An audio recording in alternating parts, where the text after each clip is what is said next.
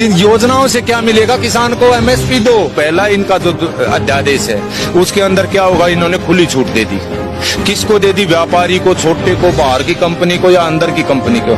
उससे सिर्फ निजीकरण को बढ़ावा मिलेगा। इसको निजीकरण में ले जाने की कोशिश है। सिर्फ ये सेक्टर बचा हुआ था देश का कि इसमें निवेश कैसे हो। किसान चाहे मरो, लेकिन विदेशी कंपनियां और हमारे देश के बड़े बड़े उद्योगपति इसमें घुसाए जा रहे हैं और किसान बर्बाद किया जा रहा है। इस तीनों एक्ट में अगर एक चौथी लाइन सरकार लिख देती कि किसान का एमएसपी से नीचे एक दाना भी नहीं खरीदा जाएगा तो हमें कोई आपत्ति नहीं थी, लेकिन एमएसपी शब्द को इन्होंने छुआ ही नहीं। तो जैसे सब्सिडीज दे रही है सरकार, हमें सब्सिडी नहीं चाहिए, हमें फसल का रेट चाहिए। हमें कर्ज की बात करें, कर्ज नहीं चाहिए, फसल का रेट दे दो।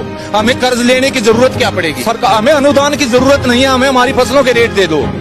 हम खुद इतने समर्थ हैं, देश को हम और भी ज्यादा भर देंगे, समर्थ बना देंगे। पूरा चीन का युद्ध लड़ रहे हैं बॉर्डर पर सारी मीडिया, वहां से थोड़ी फुर्सत मिली। हॉस्पिटल जिसमें अमिताभ बच्चन थे, नानावटी, उधर जा खड़े हुए। उधर से ये विकास दुबे पर आ गए, विकास दुबे से ये वापस फिर इसमें सचिन पायलट के वहां चले गए। किसान की देश के अंदरूनी हालात इतने खराब हो रहे हैं साहब, अब आर पार के बगैर कोई समाधान नहीं है। सरकार ऐसे नहीं चाहती। मैं दावा करता हूं इस पर देश के जितने भी विद्वान हैं, पढ़े लिखे या किसान, आप एक बार अंदाजा लगा के देख लो 2014 में चना, सरसों, धान, कपास, मूंग, मोट, गुआर का क्या रेट था और आज क्या है। कम से कम 2 कदम तो चल के दिखलाते, 2 कदम तो, बल्कि लागत किसान की डबल हो गई है और आमदनी वहीं की वहीं खड़ी है। आज बेचारा बिहार का किसान अपने यहाँ कुछ 1750 के आसपास इसका मक्का का एमएसपी रखा हुआ है, वहां पर 600-700 से ऊपर नहीं बिका है साहब, आप तसल्ली करके देख लो।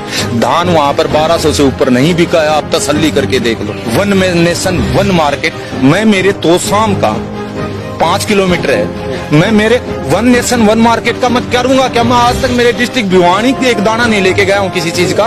उस मार्केट में कर्नाटक कैसे लेके जाऊंगा, मैं हैदराबाद कैसे लेके जाऊंगा, मैं पटना कैसे लेके जाऊंगा जिसका किराया इतना पड़ा। न्यूनतम समर्थन मूल्य शब्द को छुआ ही नहीं, तो इसका मतलब किसान की बर्बादी के सिवाय इन अध्यादेशों में कुछ भी नहीं है। बड़ी मुश्किल से ये देश खड़ा हुआ था, ये ढांचा खड़ा हुआ था, मंडियों का ढांचा। आज देश में कितने करोड़ों आदमी है जो मंडियों में रोजगार कर रहे हैं, कितना किसान का पैसा लग करके कितने बड़े बड़े शेड खड़े हुए थे, ये उसको ध्वस्त कर देंगे। तो सरकार को जरूरत है ऐसे ऐसे कुकर्मों को सुधारे, जबकि ये रोज एक थैला भर के चले आते हैं। अब तो डर लगने लगा है देश की जनता को, कहीं बाथरूम में से कोई नेता मंत्री ना निकला और आते ही कोई योजना लॉन्च ना कर दे। हम सिर्फ चीन और पाकिस्तान की लड़ाई नहीं, अंदर से देश टूट गया तो पाकिस्तान और चीन हमें तो गुलाम रहना है, इनके हैं, फिर वो कर लेंगे।